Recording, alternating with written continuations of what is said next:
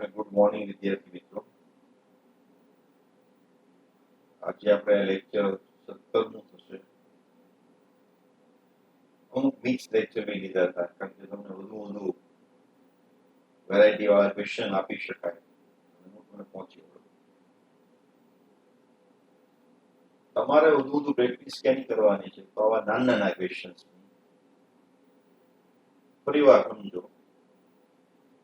જે મટીરિયલ તમને આપેલું છે એ તમારે સોલ્વ કરવાનું છે. નમૂનાના પ્રશ્નો ટીચર્સ તમને કરાવે. સમજવા માટે લેન્ધી ક્વેશ્ચન્સ નો સહારો લીધો છે. ઘણો બધા કોન્સેપ્ટ ભેગા થાય એવા. એનાથી તમારો કોન્સેપ્ટ ક્લિયર થાય અને જ્યારે તમે આવા પ્રશ્નો સોલ્વ કરશો મટીરિયલના જે નાના ક્વેશ્ચન છે એનાથી તમારી સ્પીડ આવશે. બહુ ઓછા પ્રશ્નો એવા હોય છે જેમાં બહુ બધા કોન્સેપ્ટ ભેગા થઈને પૂછેલો હોય. સામાન્ય રીતે એવા પ્રશ્નો બહુ ઓછા હોય છે. ફરી વાત એટલે તમારે પ્રેક્ટિસ આવા નાના પ્રશ્નોની કરવાની છે જેથી ઝડપ આવશે અને ટીચર્સ તમને કરાવી મોટા ક્વેશ્ચનની કરાવે.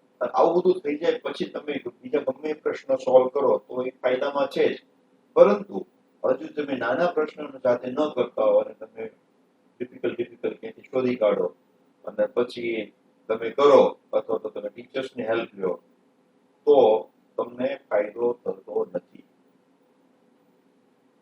ડાઉટ્સ ક્યારે પૂછે ત્યારે એની બધી આઈડિયા આવી જાય કે તમે ટેક્સ્ટને જોઈ નથી અને તમે ડાઉટ પૂછો છો. અલગ અલગ વિદ્યાર્થીઓ અલગ અલગ પ્રકારના ડાઉટ પૂછતા હોય તો ક્યારે ખબર પડે કે ભાઈ આ રિયલ ડાઉટ છે અથવા તેની બિલકુલ ટેક્સ્ટની પ્રિપરેશન નથી કરી એટલા માટે ડાઉટ ઉભો થયો.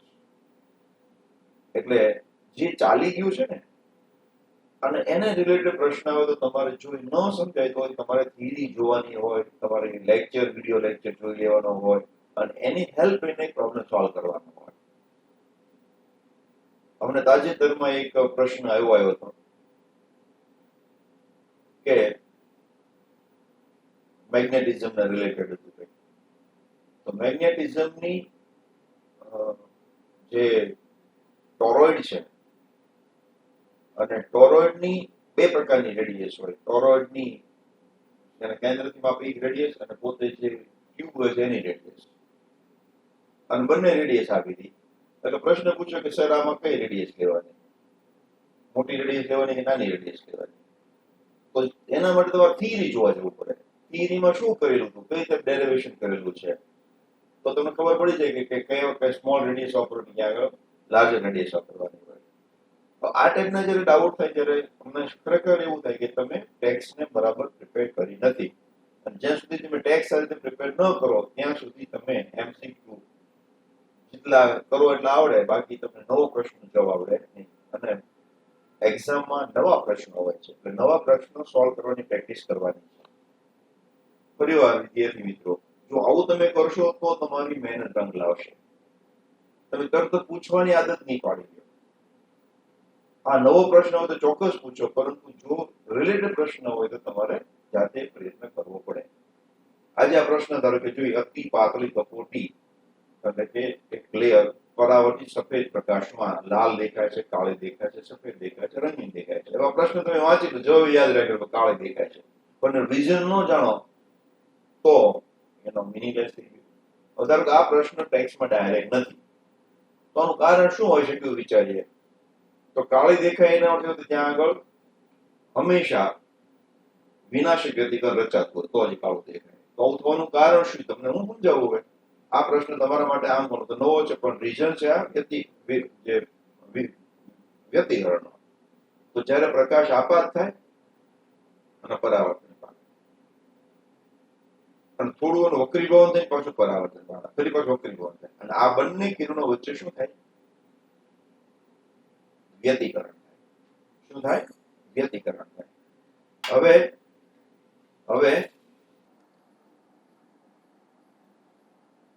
અહીંયા આગળ એક તમારે એક્સ્ટ્રા સમજ ઊભી કરવાની છે. એકચ્યુઅલી દોરી વાળા તરંગમાં આપણે સમજેલા છે અને યાદ બી રાખવાનું ફરી વખત. જડિત આધાર સાથે જ્યારે દોરી આપાત થાય અને પરાવર્તન પામે ત્યારે પાઈ જેટલી કળા વધે છે.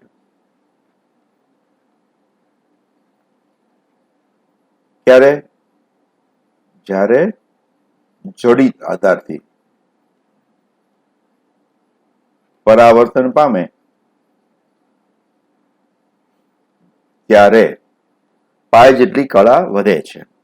એ જ કોન્સેપ્ટ અહીંયા લગાડવાનો છે. અહીંયા કેવું છે? મધ્યમ પાતળું. અહીંયા કેવું છે? ઘટ. એટલે પાતળા માધ્યમમાંથી ઘટ માધ્યમ પરાવર્તિત, તો આની કરતા આની કળા પાય જેટલી વધારે છે. સમજમાં આવ્યું? એટલું થોડી મોટી ફિગર દોરી સમજાવવા પ્રયત્ન કરું. એટલે આ રે આવ્યું, તો આની કરતા આની પાય વધારે. પછી યાદ કરો, ધારો કે એક જાડી દોરી હોય અને પાતળી દોરી હોય, તો આમ જે તરંગ જતું છે એની કોઈ કળામાં ફેરફાર નથી થતો. એટલે અહીંયા આગળ તરંગ આવે એમાં કળા સરખી જ હોય. ફરી વાર અહીંયા પાછું પરાવર્તન પામે, તો આની કળા સરખી એટલા માટે હશે, અહીંયા પાતળું માધ્યમ છે, આ ઘટ છે, તો ફ્રી એન્ડ સાથે જયારે આપાત થાય તો એની કળામાં પાછું આવે છે. તો અહીંયા કળા બદલાશે નહીં. અહીંયા કળા હશે એટલી જ અહીંયા હશે, એટલી જ અહીંયા હશે, અને એટલી જ અહીંયા હશે. કારણ કે આ કેવું છે? ઘટ્ટ માધ્યમમાંથી પાતળા માધ્યમમાં જાય છે. તો અહીંયા પણ કળા કેવી હશે? એટલી. એટલે આની કળા હશે ફાઈ, તો આની પણ કેટલી છે? ફાઈ. આની પણ કેટલી છે? ફાઈ. અને આની પણ કેટલી છે? ફાઈ. અને આની કેટલી હશે? Phi plus phi. ઓકે, આ તમારે એક સમજણ યાદ રાખી લેવાનું છે. સમજેલા છે એમ તો ક્યાં આગળ સમજેલા હતા? દોરી સાથેમાં પ્રોબ્લેમમાં. તો આ બે વચ્ચે કળા તફાવત કેટલો થઈ ગયો? પાઈ. તો બે વચ્ચે કળા તફાવત પાઈ થઈ ગયો, એ સાથે એટલું અંતરી વધારે કાપે છે, તો એને કારણે પણ પદ તફાવત ઉભો થવાનો છે. આ પદ તફાવત જો નિગ્લિજિબલ હોય તો બે વચ્ચે કળા તફાવત પાઈ હશે. જો આ બે વચ્ચેનો પદ તફાવત કેટલો હશે? નિગ્લિજિબલ. કારણ કે આ બહુ પાતળું હશે, આ પાતળું હશે, એટલે પદ તફાવત બહુ મોટો ઉભો થશે નહીં. જો પદ તફાવત બહુ મોટો ઉભો ન થાય તો આ બંને વચ્ચે કળા તફાવત કેટલી હોય? પાય. અને જો કળા તફાવત પાય હોય તો વ્યતિકરણ કેવું રચાય? વિનાશક. એટલા માટે કાળી દેખાય. પણ જો આ લેયર જાડું હોય તો તમારે આ અહીંયાથી અહીંયા સુધી અને અહીંયાથી અહીંયા સુધીના અંતરને ધ્યાનમાં લેવું પડે. સમજમાં આવ્યું? અહીંયાથી અહીંયા સુધી અને અહીંયાથી અહીંયા સુધીના અંતરને ધ્યાનમાં લેવું પડે. તો આવા પ્રકારના જયારે પ્રોબ્લેમ આવે તો મારે શું કરવાનું? આ અંતર મારે ગણી નાખવાનું. એ અંતરને ધારો કે હું ડી કહું, બરાબર છે. અને હવે પદ તફાવત ઇઝ ઇક્વલ ટુ આ બે વચ્ચે થવાનું છે. તો જે આપણી શરત લેમડા હોય ત્યારે એન લેમડા હોય ત્યારે સહાયક થતું હતું ને, એના બદલે એન લેમડા ને બદલે મારે શું કહેવું પડશે? તો કે plus lambda by 2. Lambda by 2 કોને કારણે ઉભું થશે? તો આ જે પરાવર્તન થવાને પાય જેટલો કળા તફાવત વધ્યો છે ને, એ પાયના સમતુલ્ય લેમડા બાય 2. એટલે હવે જે એન લેમડા શરત હતી સહાયકની, એના બદલે કઈ સહાયકની શરત થઈ ગઈ? N lambda plus lambda by 2. અને વિનાશકની ઉલટી થઈ જશે, એન લેમડા. સમજમાં આવ્યું? અથવા એન લેમડામાં એન લેમડા થઈ જશે. એટલે જે શરત તમારી સહાયકની હતી વિનાશકની થઈ જશે, અને વિનાશકની હતી સહાયકની થઈ જશે. આ થિયરી વાળો ભાગ બી સાથે સાથે મેં સમજાવી દીધો છે. આવા પ્રશ્નો ક્યારેક આવે તો તમારે આવી હેલ્પ લેવાની થશે. ઘટ માધ્યમમાંથી પાતળા માધ્યમમાં જાય અને પરાવર્તન થાય તો કળા બદલાતી નથી. પણ પાતળા માધ્યમમાંથી ઘટ માધ્યમમાં જાય અને પરાવર્તન પામે તો પાય જેટલી કળા વધે છે. પારગમન થાય ત્યારે કળામાં કોઈ ફેરફાર થતો નથી. ફેરફાર ક્યારે થાય? માત્ર ને માત્ર પરાવર્તનની ઘટનામાં, અને એ પણ પાતળામાંથી ઘટમાં જતા પરાવર્તન પામે ત્યારે. તો આ એક તમારે યાદ રાખવું પડશે. હવે પદ તફાવત ગણવા માટે હું ધારો કે મારી પાસે આ એક ખૂણો આપ્યો આઈ છે, તો એની પછી મને આર મળી જાય, અને આર મને આ જાડાઈ આપી હોય, આર મને ખબર છે, તો એના પછી આ મને મળી જાય, એના પછી આ મને બે સરખા જ હોય, આ બેનો હું સરવાળો કરીશ, એ મારો ડી થશે. બરાબર છે? તો આવી રીતે પ્રશ્ન સોલ્વ કરવાના થાય તો તમે આવી હેલ્પ લેજો. નેક્સ્ટ પ્રોબ્લેમમાં જાઉં છું. આપણે કરી નાખેલા છે, આ થઈ ગયેલા છે.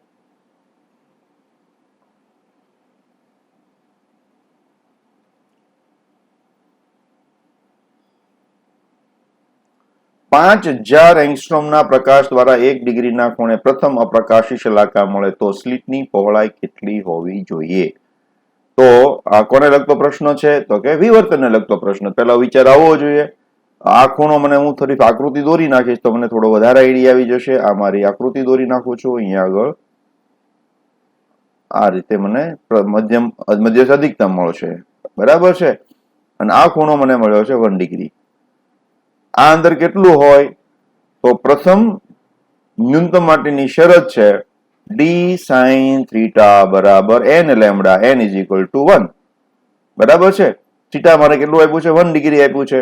તો મારે d બરાબર શું થશે કે લેમ્ડા અપોન sin થીટા. તો લેમ્ડાની કિંમત હું આપી દઉં 5000 એંગસ્ટ્રોમ. જવાબ કેમાં આપ્યા છે? સેન્ટીમીટરમાં. તો મારે સેન્ટીમીટરમાં કન્વર્ટ કરવાનું અને ડિવાઈડ બાય sin 1 ડિગ્રી. હવે આ તમને મોટા ભાગે આવા પ્રશ્નો પૂછાતા નથી.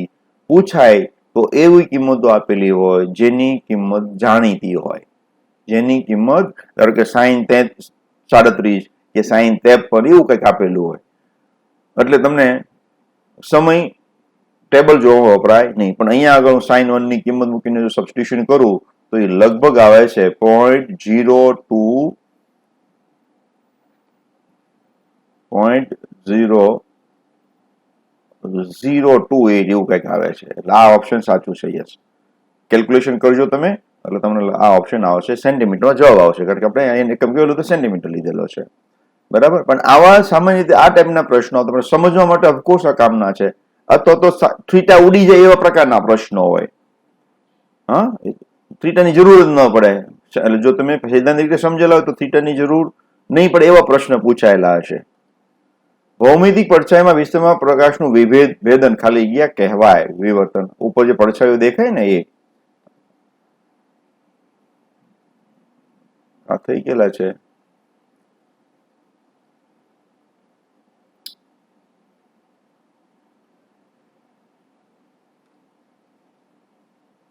એક બિંદુવત વસ્તુનું સ્થાન ટેલિસ્કોપે મહત્તમ ચોકસાઈ સાથે દર્શાવવાને નીચેનામાંથી કયો પ્રકાશ પસંદ કરવો જોઈએ? હવે આપણે ખબર છે કે ડી થીટા બરાબર શું છે? 1.22 લેમ્ડા અપોન ડી. ડી એટલે શું? તો કે લેન્સનો એપર્ચર, દર્પણ મુખ અથવા ડાયામીટર. જો આખો લેન્સ હોય તો ડાયામીટર લઈ શકાય. અડધો લેન્સ હોય તો મારે ડાયામીટર નહીં લેવાનો, પણ જેટલા ભાગ હોય એટલો લેવાનો. લેમ્ડા એટલે તરંગ લંબાઈ. જેમ તરંગ લંબાઈ વધારે એમ આ ખૂણો મોટો બને તો તમને દેખાય એમ. આ નહીં સારું ન કહેવાય, તો સારું કહેવાય નહીં. એટલે જેમ આ ખૂણો નાનો બને એ સારું કહેવાય. તો લેમ્ડા મારું નાનું હોવું જોઈએ.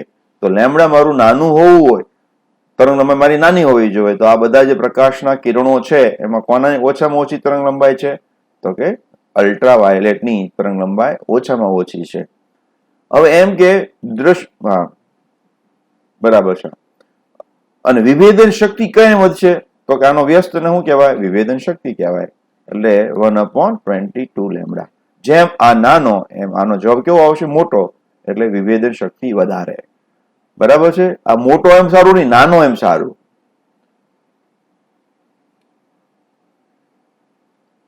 ટેલિસ્કોપની વિભેદન શક્તિ તરંગ લંબાઈ વધતા વધે છે? નથી વધતી. વિભેદન શક્તિ કોણીય વિભેદન વધતા ઘટે છે. કોણીય વિભેદન વધતા ઘટે છે. આપણે જોયું ને અહીંયા આગળ જેમ આ વધે એમ ઘટે, આ ઘટે એમ વધે. એટલે બીજું ઓપ્શન આપણું કેવું થઈ ગયું? સાચું થઈ ગયું. અને એ તમને પાછા આગળના જોઈ લેવાની પ્રેક્ટિસ પડે. કોણીય વિભેદન વધતા વધે છે, કોણીય વિભેદન પર આધારિત નથી. 4 ઓપ્શન ક્યારેક એવું બની જાય પહેલી વખત આપણે એમ લાગે કે આ ઓપ્શન બરાબર છે, પણ પછી બીજો જયારે વાંચીએ તો ના ના આ વધારે સાચું લાગે છે. આવું બનવાનું. અને એવો જ ક્વેશ્ચન આવી જતા હોય છે અને કારણે માર્ક લૂઝ કરવાની આપણને તકલીફ ઊભી થાય. એકબીજાથી 0.1 મિલીમીટર અંતરે રહેલા બે બિંદુઓને 6000 એંગસ્ટ્રોમ તરંગલંબાઈ વાળો પ્રકાશ વાપરીને એક માઇક્રોસ્કોપની મદદ નિહાળવામાં આવે છે ત્યારે તેઓ જસ્ટ છૂટા દેખાય. એટલે કે આ મારું ડી મિનિમમ છે એમ કહેવાય. બરાબર, 0.1 મિલીમીટર. હવે જો 4800 એંગસ્ટ્રોમ તરંગલંબાઈનો પ્રકાશ વાપર એકબીજાથી 0.1 મિલીમીટર રહેલ બે બિંદુવત વસ્તુઓ માટે 6000 એંગસ્ટ્રોમની તરંગ લંબાઈ જસ્ટ છૂટા પાડી છે, એટલે ડી મિનિમમ 0.1 છે એમ કહેવાય. હવે જો 4800 એંગસ્ટ્રોમ તરંગ લંબાઈ વાપરીએ તો વિભેદનની સીમા કેટલી થાય? તો સ્વાભાવિક છે કે જો તરંગ લંબાઈ હું નાની વાપરી તો વિભેદનની સીમા જે છે એટલે કે નજીક નજીક હશે તો બી આપણે જોઈ શકશું. નજીક નજીક એટલે આપણે ખબર છે કે ડી એ લેમડાના સમપ્રમાણમાં છે. ફોર્મ્યુલા છે d minimum is equal to 1.22 lambda upon n sine beta, જે ન્યુમેરિકલ એપર્ચર જે આપણે જાણીએ છીએ. બરાબર.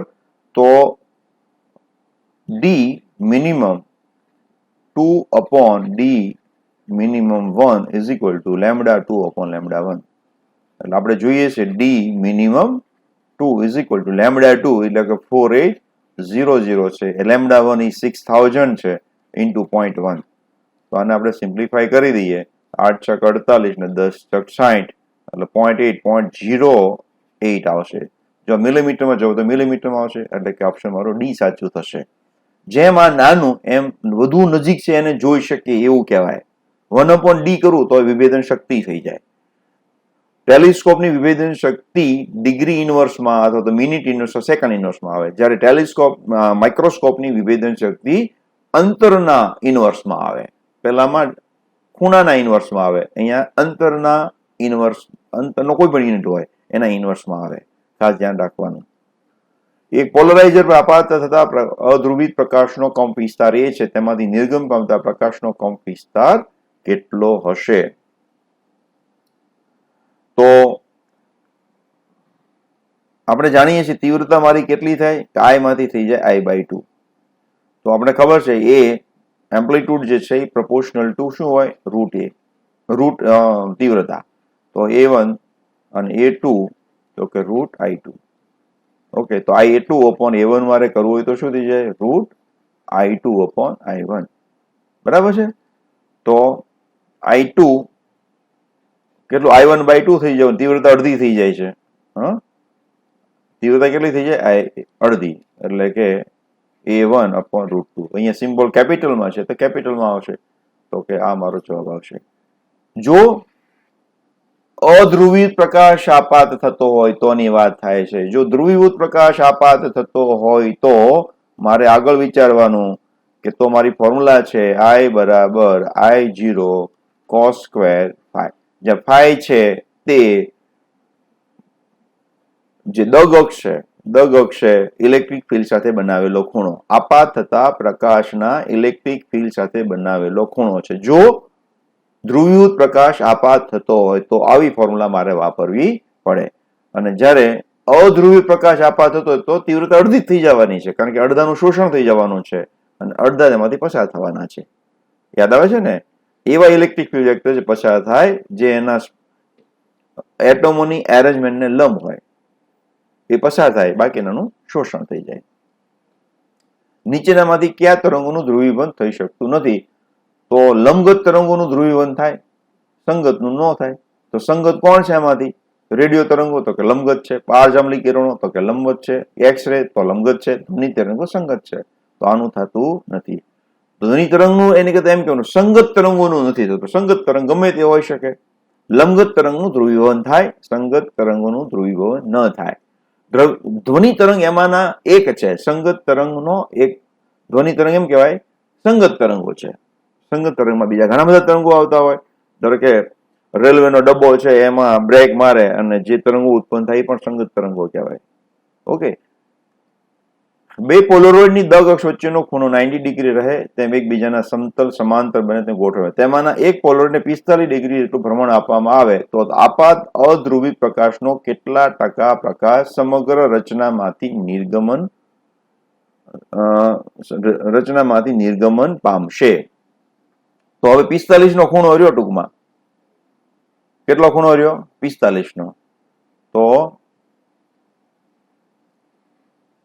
90 નો એમ ગોઠવેલા, સમતલ સમાંતર ગોઠવેલા, તેમાંના એક પોલરોઇડને 45 જેટલું ભ્રમણ આપવામાં આવે તો આપાત અધ્રુવીત પ્રકાશનો કેટલો? યસ, આ બહુ આપાત અધ્રુવીતની વાત થાય છે એટલે આપણે થોડી ફિગર દ્વારા સમજીએ. આ અધ્રુવીત છે, આ પોલરોઇડ છે. તો અહીંયા આગળ જો I હોય તો અહીંયા કેટલું થઈ જશે? I/2 થઈ જશે. આને હું I1 કહું છું, અહીંયા હું I2 કહું છું અને હજી એક પોલરોઇડ મૂક્યો છે અને આને હું I3 કહું છું. તો I3 કેટલું હોય તો કે I2 cos સ્ક્વેર થીટા. હવે આ બે વચ્ચેનો ખૂણો કેટલો છે તો પેલા એકબીજાને લંબ હતા, આવી રીતે લંબ હતા. હવે એમાંથી 45 રોટેશન કર્યું તો ખૂણો થઈ જશે 45 નો, એટલે કે થીટા બરાબર 45 ડિગ્રી. તો I3 કેટલું થઈ જશે તો I3 થઈ જશે I2 cos square 45 degree. cos square 45 degree એટલે કેટલા થઈ જાય 1/2 થઈ જાય. પણ I2 કેટલું હશે તો કે અહીંયા આપાત થતા અડધું, એટલે I/2 એટલે I/4 થઈ જશે કે નહીં. હવે કેટલા ટકાનું નિર્ગમન પામશે એટલે I/4 નું નિર્ગમન પામશે, એટલે અહીંયા કેટલું આવશે I/4. ક્યારે કે જો ખૂણો 45 નો હશે તો 25% શું થયું કહેવાય નિર્ગમન થયું કહેવાય, અને 75% શોષણ થઈ ગયું બંનેની મદદથી. તો જવાબ આપણો આવશે ડી. સમજો અધ્રુવી આના 25%, આના 25%, આના નહીં, આના તો 50% છે. ખબર પડી? 50% આ શોષી જાય, 25% આ શોષી જાય, એમ કરી 75% થાય, એટલે પાછળ વધ્યા 25%. સોડિયમ લેમ્પમાંથી આવતા પ્રકાશના કિરણો ટુરમાનની પ્લેટ પર લંબરૂપે આપાત કરી આપાત કિરણને અક્ષ તરીકે લઈ પ્લેટને ધીરે ધીરે ભ્રમણ આપવામાં આવે તો પ્લેટમાંથી નિર્ગમતા પ્રકાશની તીવ્રતા. સોડિયમ લેમ્પમાંથી આવે પ્રકાશ કેવો હશે તો કે અધ્રુવીય. તો અધ્રુવીય પ્રકાશમાંથી જ્યારે અધ્રુવીય પ્રકાશ છે એ જ્યારે કોઈ પણ પ્લેટમાંથી પસાર કરો એટલે પોલરોઇડમાંથી, તો અહીંયા તીવ્રતા આવ્યો તો I/2 થઈ જવાનું. પછી તમે ગમે ખૂણે ફેરવો તો I/2 જ રહેવાનું છે, ફેરફાર થવાનો નથી. તમને અત્યારે મારી સ્પીડ વધારે લાગતી પણ તમને ખબર છે જ્યારે હું થિયરી સમજાવતો હતો ત્યારે મારી સ્પીડ બહુ ઓછી હતી, હું ધીમે ધીમે બોલતો હતો. પણ હવે તમારે સ્પીડ પકડવાની હોય, એ તમને હું ડેમોન્સ્ટ્રેશન આપું છું. એટલે તમને એમ ન થાય કે બહુ સ્પીડમાં હું બોલું છું, બહુ સ્પીડમાં બોલું છું. કે બે ભાગ છે, જ્યારે થિયરી સમજતા હોય ત્યારે બહુ સ્લોથી સમજવાનું છે, તમારે દિમાગને ઠેકાણે રાખવાનું છે, સ્થિરતા બતાવવાની છે. પણ જ્યારે તમે MCQ સોલ્વ કરો તો મારે સ્પીડ વધારવી પડે. એટલે આ હું તમને એવું બતાવવા માંગુ છું કે સ્પીડ વધારી શકાય. અહીંયા I હોય તો અહીંયા કેટલા થઈ જશે I/2 થઈ જશે, આપાત પ્રકાશ અધ્રુવી હોય તો. હવાનું ગમે એટલો ફેરવો તો I/2 ને I/2 રહેવાનું છે, એટલે તીવ્રતામાં ફેરફાર થવાનો નથી. એટલે કે આપણું ઓપ્શન અચલ રહે છે તે સાચું છે. પણ જો અહીંયા આગળ ધ્રુવીભૂત પ્રકાશ હોત તો અહીંયા જવાબ શું આવે? જો આ ધ્રુવીભૂત હોત તો જવાબ આવે મહત્તમ, શૂન્ય અને પાછું મહત્તમ, મહત્તમ, શૂન્ય ને પાછું મહત્તમ, એમ ચાલ્યા કરે. અને જો અંશતઃ ધ્રુવી હોત તો શું થાત તો કે મહત્તમ, ન્યૂનતમ, મહત્તમ, ન્યૂનતમ, મહત્તમ, ન્યૂનતમ. 3 વાત મેં કરી, થિયરી સમજાવી હતી ત્યારે યાદ કરી લો. બરાબર છે? તમને ટેસ્ટિંગ બી કરી શકો, આપાત પ્રકાશ કેવા પ્રકારનો છે, તો વચ્ચે પોલરોઇડ રાખવાનો અને પોલરોઇડને ફેરવો તો એની પરથી આપણને આઈડિયા આવી જાય કે આપાત પ્રકાશ કેવા પ્રકારનો છે. Okay, go for next. Tourmaline plate પર સામાન્ય રીતે તલ ધ્રુવીભૂત પ્રકાશ આપાત થાય છે. ટુરમાલિન પ્લેટની પ્રકાશી અક્ષ, એને દગ અક્ષ પણ કહેવાય, તેના ઈ સદિશો 45 નો ખૂણો રચે છે. તો ઈ સદિશોનો પ્રારંભિક અને અંતિમ મૂલ્યના તફાવતમાં ટકાવારીમાં કેટલા થશે? ટુરમાલિન પ્લેટ સામાન્ય રીતે તલ ધ્રુવીભૂત પ્રકાશ આપાત થાય છે. ટુરમાલિન પ્લેટની પ્રકાશી અક્ષ સાથે તેનો 45 નો ખૂણો બનાવે છે. તો ઈ સદિશોના પ્રારંભિક અને અંતિમ મૂલ્યોના તફાવત ટકાવારીમાં ખાલી જગ્યા થાય. તો I બરાબર આપણને ખબર છે I0 cos સ્ક્વેર થીટા. બરાબર છે? તો આ મારું I0 અને આ મારું થઈ ગયું 45 નો ખૂણો એટલે 1/2. આમાં કંઈક મને લોચો લાગે છે, જોઈએ હો. તો I0/2. હવે ઇલેક્ટ્રિક ફિલ્ડની જો આપણે સોરી શું કહેવાય કંપ વિસ્તાર, તો કંપ વિસ્તાર A2 મારું કેટલું થઈ જશે તો કે A1/√2. એટલે કેટલા થઈ જાય 0.707 A1. હા બરાબર છે, એટલે લગભગ 71 A1. આટલું આપણું બહાર નીકળશે, બરાબર, નિર્ગમન પામશે. તો બે વચ્ચેનો તફાવત કેટલો થયો તો 0.29. યસ, તફાવત કેટલો થયો? બહુ સરસ ક્વેશ્ચન છે. ડેલ્ટા A બરાબર શું થશે? A1 - A2 એટલે કે 0.29 A1. ટકાવારીમાં જોતું હોય તો 29%. બરાબર છે, 29% નું નિર્ગમન થશે. 29% કંપ વિસ્તાર છે. આ શું છે? સદિશ, આ જે તીવ્રતા નથી, કંપ વિસ્તાર છે. ધ્રુવીવનના બુસ્ટના નિયમ પરથી ધ્રુવીવન કોણ પર આધાર રાખે છે એમ કહી શકાય? ધ્રુવીવનના બુસ્ટના નિયમ પરથી ધ્રુવીવન કોણ પર ખાલી જગ્યા પર આધાર રાખે તે કહી શકાય. આપણે ફોર્મ્યુલા યાદ કરી લઈએ. ધ્રુવીવન કોણ શું છે? n = tan θp. તરત તમને વિચાર આવવો જોઈએ આવો. હવે દોલન તલના ભ્રમણ પર, તો દોલન તલ ગમે તે હોય એમાં n tan θp કઈ બદલાવાનું નથી, એટલે બદલાય નહીં. ધ્રુવીવન તલના ભ્રમણ પર નહીં. પ્રકાશની તરંગ લંબાઈ, તો આમાં પ્રકાશની તરંગ લંબાઈ છે તો કે નથી. હવે એ વિચાર કરવાનું પાછું, આ જે n છે તે તરંગ લંબાઈ પર આધાર રાખે છે તો કે રાખે છે. તો જો તરંગ લંબાઈ બદલાય તો n બદલાઈ જતું હોય તો θp પણ બદલાઈ જવાનું છે. એટલે ક્યારેક એવું આપણે જોયામાં લાગે, અહીંયા લેમડાની ફોર્મ્યુલામાં ક્યાં આવતું નથી, તો લેમડા ફોર્મ્યુલામાં ન આવતું હોય તો આધાર નથી રાખતો. ના, એવું નહીં વિચારવાનું. લેમડા પાછો n ઉપર આધાર રાખે છે, તો n લેમડા ઉપર આધાર રાખે છે. જો લેમડા બદલાય તો n બદલાય, n બદલાય તો θp બદલાય. એટલે કે સી ઓપ્શન આપણું સાચું થઈ ગયું. ઉપરના માંથી કોઈ પણ પર આધાર રાખતો નથી, તો એ તો આવતું રહે નહીં. બરાબર છે. 1.55 નિરપેક્ષ વક્રી ભવનાંક ધરાવતી કાચની પ્લેટની સપાટી પર પ્રકાશના કિરણે ધ્રુવીવન કોણે આપાત કરવામાં આવે છે. આથી વક્રીભૂત કોણ કેટલો થશે? તો આ બહુ સિમ્પલ છે. n = tan θp. n એટલે 1.55 = tan θp. બરાબર છે. તો આપણી પાસે આવશે θp બરાબર tan ઇન્વર્સ 1.55. આનું મારે વેલ્યુ જોવી પડશે. હવે આમ તમે જોશો ને તો કદાચ આ 4 માંથી તમને ઓપ્શન સી 1.55 છે, તો બી ઓપ્શન તો ન જ આવવું જોઈએ. હા, બરાબર છે. tan θp શોધ્યું આપણે. હવે મારે જોઈએ છે વક્રીભૂત કોણ જોઈએ છે. શું જોઈએ છે? વક્રીભૂત. તો મારું આપણી ફોર્મ્યુલા છે n = sin θp upon sin r. તો અમારે sin r બરાબર શું થઈ જશે? sin θp upon n. હવે હું આવી રીતે કરી નાખું તો sin θp,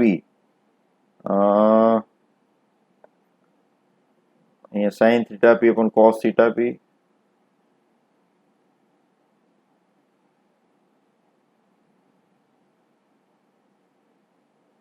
એટલે તમારે ટેબલ તો જોવું જ પડશે, એના વિના નહીં ચાલે.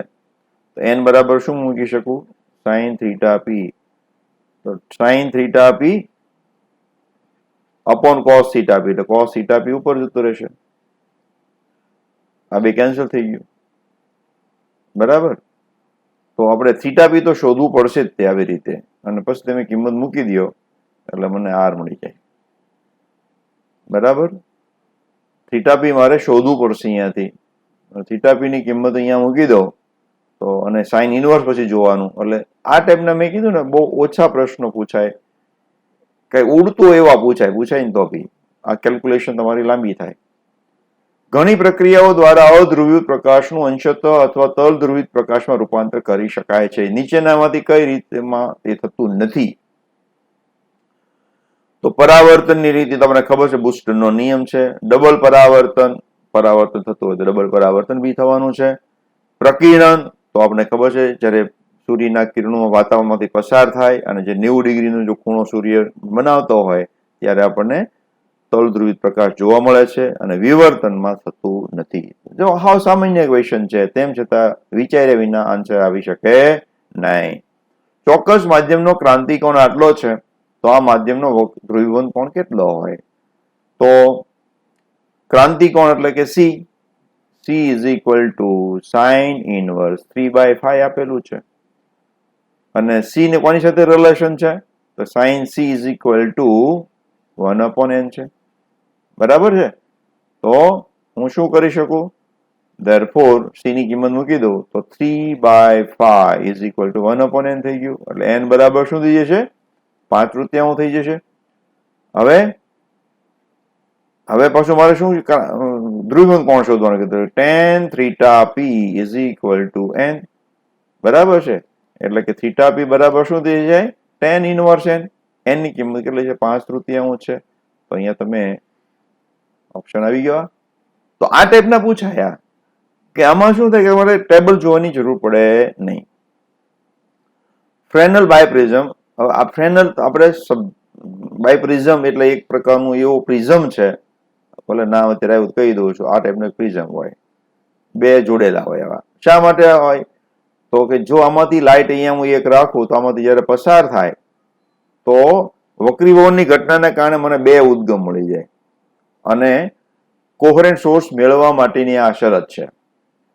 બરાબર છે. જુદી જુદી સ્લીટો માટે અંતર 16 સેન્ટીમીટર 9 સેન્ટીમીટર, તેમના વચ્ચેનું સાચું અંતર કેટલું હોય? હવે આ ખરેખર પ્રશ્ન છે તમારી ટેક્સની બહારનો છે, પણ થોડું જો રે ઓપ્ટિક્સ વાપરીએ તો ખબર પડી જશે. ત્યારે આપણે એવું કીધું બે અંતર હોય અલગ અલગ, તો રિયલ અંતર શોધવા માટેની ફોર્મ્યુલા છે d બરાબર √d1 d2. લેન્સની બે પોઝિશન માટે તમને પ્રતિબિંબ મળે, એ પ્રતિબિંબની ઊંચાઈ એકમાં h1 હોય, બીજામાં h2 હોય, તો સાચી એની કેટલી કહેવાય? તો √h1 h2. તો એવી રીતે અહીંયા પણ ફોર્મ્યુલા છે. આ તમારે માટે આમ ગણો તો નથી, તેમ છતાં કરાવી નાખું. 16 × 9 કરવાનું. 16 9 કેટલા થશે? 144 થશે. એનું વર્ગમૂળ કાઢો તો કેટલા આવશે? 12 સેન્ટીમીટર. આ એક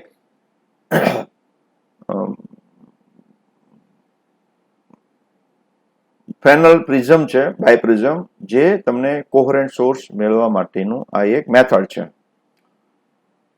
એક તારો 100 કિલોમીટર પ્રતિ સેકન્ડના વેગથી દૂર જાય છે. જો પ્રકાશની ઝડપ આટલી હોય તો 5700 એંગસ્ટ્રોમ તરંગ લંબાઈની વર્ણપટ રેખા ડોપલર શિફ્ટ ગણો. તો આપણી ફોર્મ્યુલા છે, યાદ કરો, Doppler shift delta lambda upon lambda બરાબર v perpendicular upon c. v perpendicular શું? ધારો કે અહીંયા આગળ આપણે અર્થ છે અને કોઈ સ્ટાર આમ જાય છે, તો મારે કયો ઘટક લેવાનો? આ ઘટક લેવાનો. આ ઘટકને કોઈ એનો ધ્યાનમાં લેવાનું નથી. બરાબર છે. જો દૂર જતો હોય તો ધન લેવાનું છે, નજીક આવતો હોય તો ઋણ લેવાનું છે. દૂર જતો ધન ડેલ્ટા લેમ્ડા ધન આવશે. ડેલ્ટા લેમ્ડા ધન એટલે કે એને રેડ શિફ્ટ કહેવાય. ડેલ્ટા લેમ્ડા ઋણ એટલે કે એને બ્લુ શિફ્ટ કહેવાય, તો વાયલેટ શિફ્ટ. ઓકે, તો મારે શું ગણવાનું છે? ડેલ્ટા લેમ્ડા ગણવાનું છે. તો ડેલ્ટા લેમ્ડા બરાબર શું થઈ જશે? તો કે ડેલ્ટા લેમ્ડા બરાબર v પરપેન્ડિક્યુલર કેટલું છે? અને આ તમે જો 3 × 10⁸ જ હોય, અને એ 100 કિલોમીટર પ્રતિ સેકન્ડ, તો 100 × 10⁻³ અને લેમ્ડાની કિંમત કેટલી છે? 5700. તો આને આપણે સોલ્વ કરશું તો જે આવશે એ તમારી થશે. ના આવતું છે ભાઈ, અફસો. Okay, thank you. તો અહીંયા સુધી આપણે નાના ક્વેશ્ચન આપણે બધા સોલ્વ કર્યા છે વિદ્યાર્થી મિત્રો. એટલે તમે નાના પ્રશ્ન આવી રીતે સોલ્વ કરવાની ખૂબ જ પ્રેક્ટિસ કરો. એક ચેપ્ટરના મિનિમમ 500 પ્રશ્ન સોલ્વ થવા જોઈએ મિનિમમ, તો તમારી સ્પીડ આવે. અને જો આમાં કઈ કચાશ રાખીએ અને પછી તમારી સ્પીડ ન આવે તો એમાં કોઈ ટીચર જવાબદાર ન હોય, તમારી મહેનત જવાબદાર હોય. મોટા મોટા પ્રોબ્લેમમાં વાર ચોક્કસ લાગે, પણ નાના પ્રશ્નમાં વાર ન લાગે. આવું પ્રેક્ટિસ કરવાથી વાર ઓછી લાગશે. અને પહેલાને સમજવાનું હોય છે, મોટા પ્રશ્નો અત્યારે સમજવાનું હોય છે, અને એવા પ્રશ્નોની સંખ્યા ખૂબ જ ઓછી હોય છે. તમે નાના પ્રશ્નોની બહુ પ્રેક્ટિસ કરો અને મોટા પ્રશ્નોમાં સમજો, એટલે તમારું સબ્જેક્ટ સારો થાય ને થાય જ. Thank you very much.